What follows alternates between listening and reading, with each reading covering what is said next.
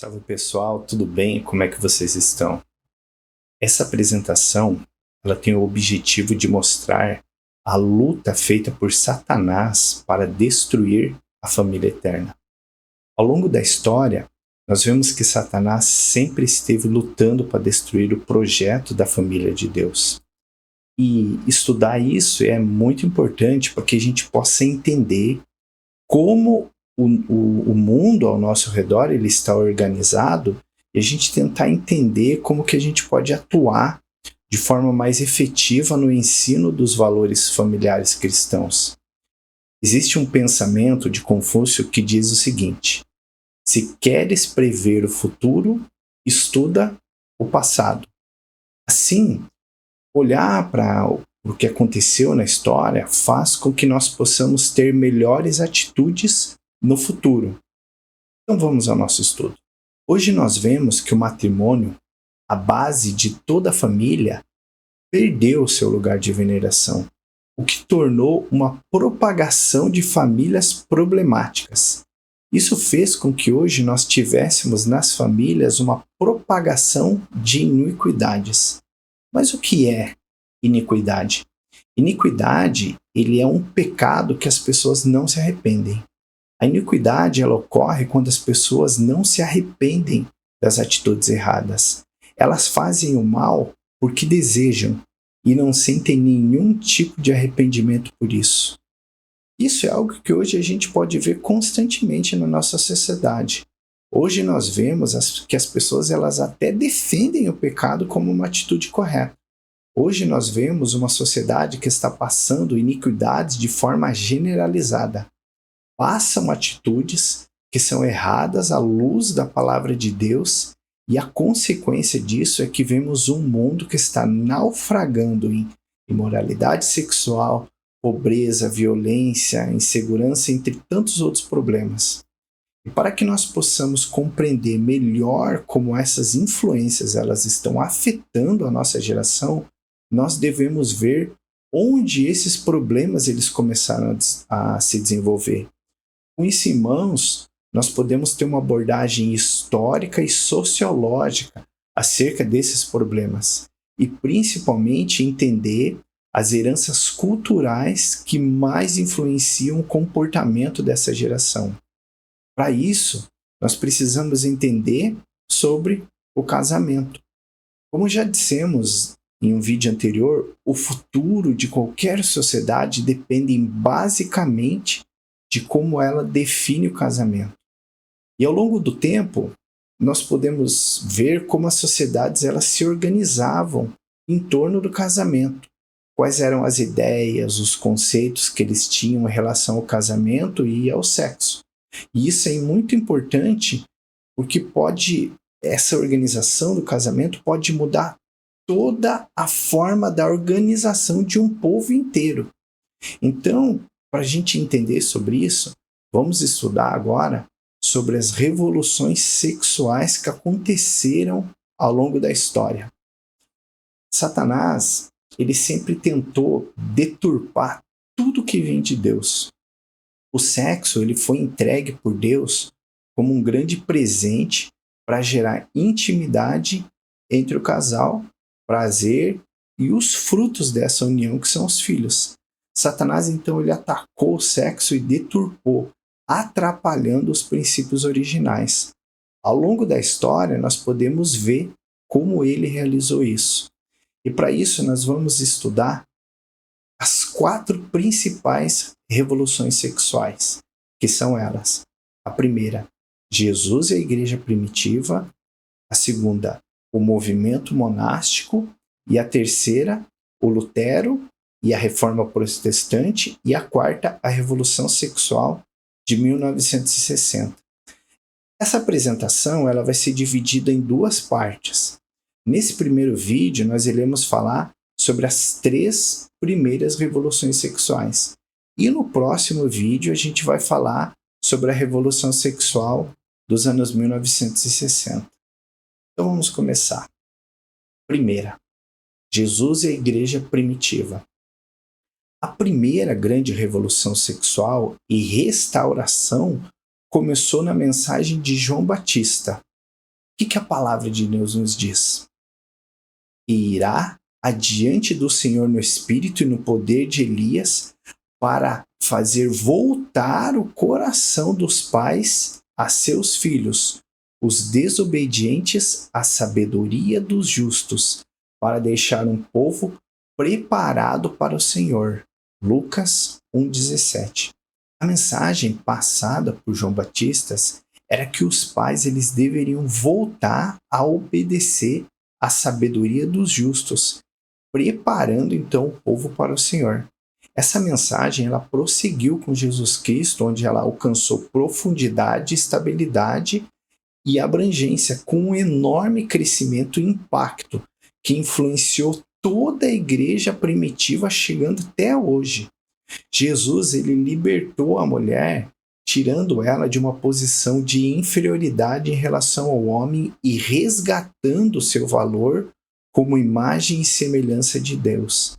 A mulher ela é a auxiliadora idônea do homem. Idônea se refere a estar à mesma altura, de olhar de igual para igual, ser capaz de ajudar e não é inferior, não é ser inferior, permanecendo ao lado, não é atrás nem na frente como alguns dizem. Jesus ele restaurou os direitos da mulher, confrontando diretamente a cultura sacerdotal do divórcio e do adultério. E indiretamente ele condenou a poligamia praticada formal e informalmente pela maior parte do mundo. Com isso, ele restabeleceu o propósito original de Deus em relação ao matrimônio monogâmico. Cristo ele confrontou a classe religiosa, reportando-se ao início da criação. Jesus respondeu: Moisés lhes permitiu divorciar-se de suas mulheres por causa da dureza do coração de vocês, mas não foi assim desde o princípio. Mateus 19:8. Nesse texto, nós vemos que Jesus ele veio restaurar o princípio original da valorização da mulher. As mulheres participavam de forma direta no seu ministério. Posteriormente, elas foram percebidas e recebidas ativamente na igreja primitiva, cuidando de igrejas e atuando nos ministérios com os apóstolos. Enquanto a poligamia ela desvaloriza a mulher e enfraquece os filhos, o cristianismo ele libertou as mulheres. O casamento ele passou a ser visto como uma união permanente e exclusiva entre um homem e uma mulher, o que deu às mulheres o poder exclusivo sobre o marido e os filhos.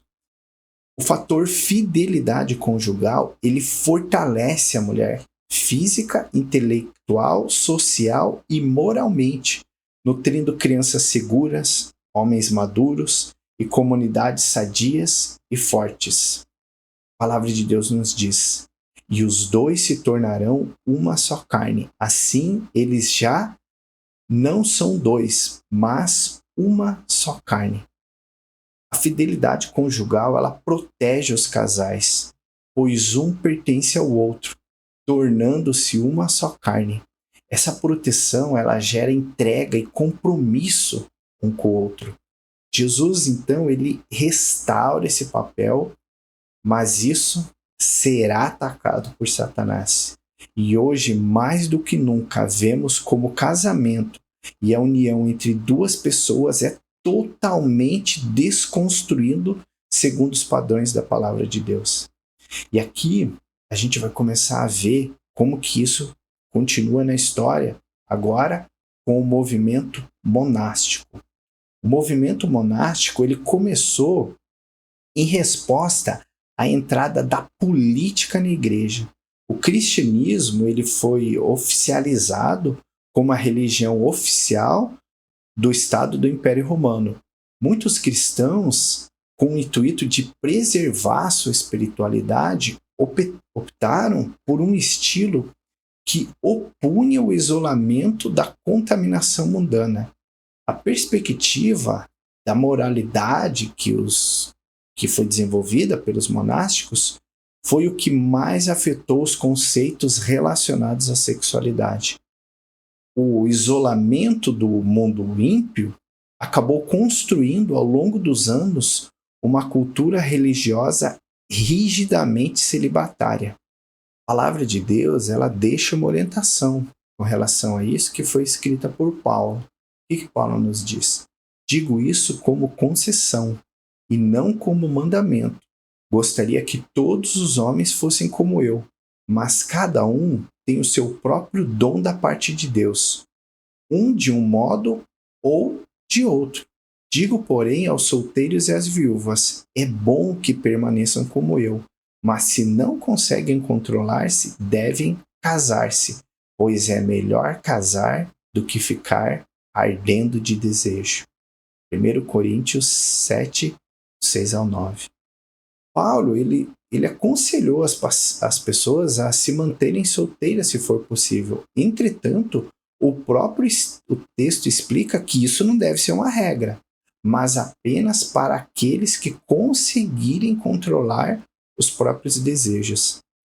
Satanás, ele sempre deturpou os ensinamentos bíblicos e implantou nas pessoas um conceito de uma busca por solidão, fazendo com que o conceito de santidade ele se baseasse fundamentalmente na abstinência sexual e conjugal. O sexo ele passou a ser visto como algo carnal, que não pode se misturar com espiritualidade. E com o passar do tempo, isso produziu uma grande mudança social e religiosa no Ocidente, mantida até hoje pelos sacerdotes católicos, uma cultura celibatária. Esse período ele teve um avanço em diversas áreas. Entretanto, foi um período conhecido como os 1000 anos de trevas, que foi de 500 a 1500 depois de Cristo, quando a igreja ela foi sendo aos poucos despojada de praticamente todas as verdades que fundamentam uma vida cristã autêntica. Até mesmo os princípios mais elementares, como a salvação, haviam sido perdidos e deturpados. A corrupção religiosa ficou tão generalizada naquela época que a salvação só era oferecida mediante o pagamento de indulgências. A salvação que é oferecida gratuitamente por Jesus passou a ser vendida e os princípios da palavra de Deus foram excluídos. Satanás ele havia conseguido deturpar todos os princípios cristãos.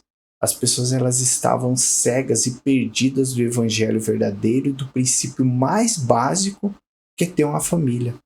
Estavam sendo ensinadas de que para você ter a verdadeira espiritualidade, você tinha que ser solitário. E muitos até hoje ainda acreditam e defendem isso. Com esses problemas, veio uma mudança, que foi quando? Com Lutero e a Reforma Protestante. A Reforma Protestante com Lutero teve um impacto social gigantesco na sociedade como um todo. A Reforma ela trouxe o resgate dos princípios da verdade bíblica que somos salvos e justificados mediante a fé no sacrifício perfeito de Jesus. Isso foi um duro golpe nos cofres e nos abusos da Igreja Romana, que trouxe libertação financeira e religiosa. Por isso a reforma de Lutero ela teve tanta repercussão. O forte impacto que ela causou no bolso da população. Naturalmente, a igreja não gostou desse impacto. E ela correu em perseguir as pessoas que divulgavam essa mensagem, onde muitas pessoas foram mortas. Lutero ele prossegue com a reforma e ele se dedica aos estudos das escrituras e à tradução do Novo Testamento para o alemão, entregando então para a população a palavra de Deus. Um aspecto muito importante da reforma também veio no campo da sexualidade e da família, quando Lutero ele confrontou o conceito de santidade promovido pela Igreja Romana, que se fundamentava na abstinência conjugal. Uma nova leitura da Bíblia mostrou que o movimento monástico ele foi construído sob uma crença errada, de que a santidade requeria a virgindade perpétua e que o sexo eram carnais. Ao se deparar com Gênesis 2:24, o que está escrito lá? Por essa razão, O homem deixará pai e mãe e se unirá à sua mulher, e eles se tornarão uma só carne. Lutero, ele compreendeu que o matrimônio ele foi estabelecido antes do pecado entrar no mundo, muito antes de haver governos e até a igreja. O sexo também foi instituído antes do pecado. O corpo ele foi feito com todos os seus órgãos sexuais e as partes que dão prazer por Deus. Satanás ele não tem a capacidade de criar nada. Assim, o sexo não surgiu depois do pecado. Ele apenas foi deturpado com o pecado. Então o Senhor declarou: não é bom que o homem esteja só. Farei para ele alguém que o auxilie e lhe corresponda. Está lá em Gênesis 2,18. Lutero ele constatou que o matrimônio ele é a expressão mais original possível do propósito divino para a raça humana, onde também aprendeu que o matrimônio é o mecanismo divino mais poderoso para produzir caráter e maturidade no ser humano. Quando Lutero ele redescobriu essa mesma percepção divina, ele entendeu claramente que, apesar do sucesso dos monastérios em desenvolver a racionalidade, ali não se cultivava caráter, sua razão original de ser. Ficou evidente para Lutero que o princípio original de Deus para produzir santidade de caráter e maturidade emocional está associado ao casamento e à procriação. A instituição romana, porém, proibia a participação dos líderes religiosos nessa bênção. A Igreja Romana não permitia que os seus líderes fossem casados e tivessem uma família. Com isso, Lutero ele concluiu que o sexo era parte da criação boa e perfeita de Deus, e que o conceito de santidade pregado pela cultura vigente nos monastérios, baseado na abstinência conjugal e sexual, estava essencialmente equivocado. Lutero levou esse entendimento muito a sério, a ponto dele se casar com uma ex-freira. Essa decisão se tornou uma arma até nas mãos dos adversários para atacar a reforma, pois eles diziam que o movimento era apenas um meio de Lutero saciar o seu desejo pecaminoso por sexo. Ele respondeu dizendo que agora sim ele estava trilhando o caminho da verdadeira santidade. Lutero afirmou: em 1 ano de casamento, me santificou mais que 10 anos de monastério. O matrimônio, ele traz à tona o que há de pior em nós, mas também nos refina. O casamento monogâmico, ele desafia o caráter humano, estabelecendo uma aliança por toda a vida. Nós temos que aprender a conviver com a pessoa do sexo oposto, totalmente diferente de nós, exercitando fidelidade, confiança, compromisso, transparência e muitos outros valores implícitos na natureza divina. Isso é um verdadeiro checkmate no egoísmo e nas limitações de caráter e comportamento. Lutero ele propagou a ideia radicalmente nova de que o casamento e não o mosteiro é a verdadeira escola de caráter, que produz de fato pessoas sadiamente emancipadas e maduras. O sexo matrimonial e não o celibato constrói uma cultura forte. Hoje, mais do que nunca, é evidente que o celibato gera muitas distorções e abusos, misturando religiosidade com imoralidade. O Espírito diz claramente que nos últimos dias, nos últimos tempos, alguns abandonarão a fé e seguirão espíritos enganadores e doutrinas de demônios. Tais ensinamentos vêm de homens hipócritas e mentirosos, que têm a consciência cauterizada e proíbem o casamento e o consumo de alimentos que Deus criou para serem recebidos com ação de graças pelos que creem e conhecem a verdade. Pois tudo que Deus criou é bom, e nada deve ser rejeitado se for recebido com ação de graças, pois é santificado pela palavra de Deus e pela oração. 1 Timóteo 4, 1 a 5. O casamento foi criado e santificado pela palavra de Deus, e ele deve ser recebido como uma bênção de Deus. Ao defender o casamento, Lutero ele estava promovendo a ideia da construção de famílias e comunidades fortes, uma relação de amor exclusivo e ao longo de toda a vida entre um homem e uma mulher. O sexo dentro do casamento ele é sagrado e honrado, mas fora ele é pecaminoso e destrutivo. Lutero ele restabeleceu os valores bíblicos para o casamento que civilizaram toda a Europa. A monogamia ela é difícil de ser sustentada. Não é fácil a gente se entregar para uma pessoa. Quando nos entregamos a alguém, nós precisamos matar a luxúria que está em nós e transformar ela em amor. A fidelidade conjugal nos ensina a base da confiança e da intimidade. No casamento, nós aprendemos a mansidão e como servir aos outros. Realmente é uma escola que aprimora a índole humana. A monogamia é difícil. Viver pertencendo apenas a uma pessoa por toda a vida é trabalhoso. Envolve muito esforço. Por isso que nenhuma cultura na história tornou ela obrigatória. Essa ideia peculiar da fidelidade entre um homem e uma mulher, ela é do Novo Testamento e ela está enraizada nas escrituras judaicas. Adão e Eva deveriam ser permanentemente um. Aquilo que Deus uniu não separe o homem. Imagine agora a maioria dos sacerdotes na Europa, que eram todos celibatários, quando eles recebem a pregação de Lutero, que demonstrava biblicamente que o casamento e não a abstinência familiar preparava ainda melhor o ser humano para servir a Deus, para a maioria era tudo que eles queriam ouvir. Antes de Lutero, os sacerdotes europeus eles não se casavam.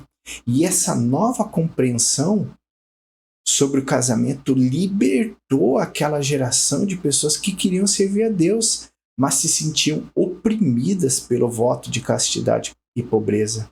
Esse conceito de fidelidade matrimonial associado ao ministério cristão espalhou por todo o mundo, especialmente na Inglaterra e em outros países do norte europeu, causando uma grande revolução. É claro que com essa revolução veio uma grande perseguição religiosa. Assim, essas famílias que já estavam se fortalecendo nos valores familiares, o que acontece com elas? Elas fugiram para a América do Norte, em busca de uma liberdade. Esse aspecto da estrutura familiar, ele afetou profundamente a forma como se deu a colonização dos Estados Unidos. O resultado disso é que a sociedade que melhor definiu e experimentou o modelo divino para a família foi a ocidental, a sociedade norte-americana. Isso tornou essa sociedade incomparavelmente mais forte que as demais. Esses valores foram tão fortes que os Estados Unidos se tornaram uma referência para todo mundo até hoje. Isso, porém, permaneceu até a década de 1960. Desde então, ocorreu um crescente retrocesso em tudo. E para a gente compreender melhor essa mudança, nós vamos fazer, no próximo vídeo, um breve apanhado histórico da desconstrução familiar que está cada vez mais globalizada. Assim, a gente pode entender as principais heranças culturais que estão moldando o nosso mundo de hoje e mudando a nossa cultura. Então, aqui a gente termina essa primeira parte do estudo sobre as revoluções sexuais. No próximo, a gente vai falar então a respeito da Revolução Sexual de 1960, chegando até os nossos dias. E nós vamos mostrar como todos esses problemas eles afetaram a nossa sociedade de hoje. Entretanto, eu acredito que seja possível, né, ainda a gente ver como o reflexo do movimento monástico ele tem influência até hoje, onde muitas pessoas até hoje elas acreditam que para a gente manter, se a gente manter uma vida sexual é contrária a você ter uma vida com Deus.